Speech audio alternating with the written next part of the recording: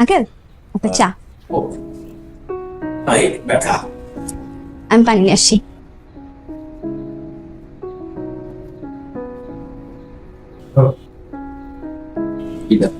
ঘুরে দেখো না।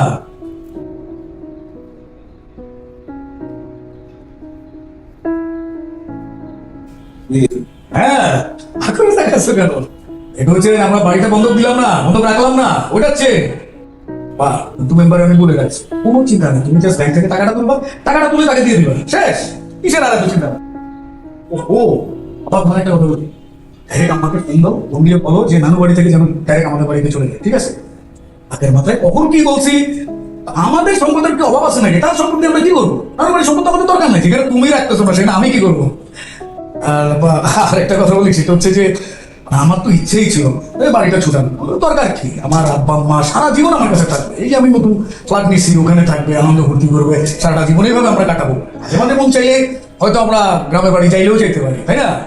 তো তোমার বৌমা আমাকে বললো যে দেখো এটা তো ঠিক করতেছো না, বাড়িটা ছুটে তো হবে, যেন তোমার বেড়ে ওঠা, তোমার জন্ম, বাবা মার স্মৃতি আছে। আমি তো হিসাব করতে উল্টো দারুণ বসছে। তখন এটা করলাম আর কি, ঠিক আছে? বা শুনো, তোমাকে যে এখন আমি চেকটা দিলাম, তুমি এখন এবার দৌড় দিও না, খবরদার। তুমি আরো 2টা দিন থাকো, আরাম করো, রেস্ট করো, তারপর তুমি যাবে, ওকে?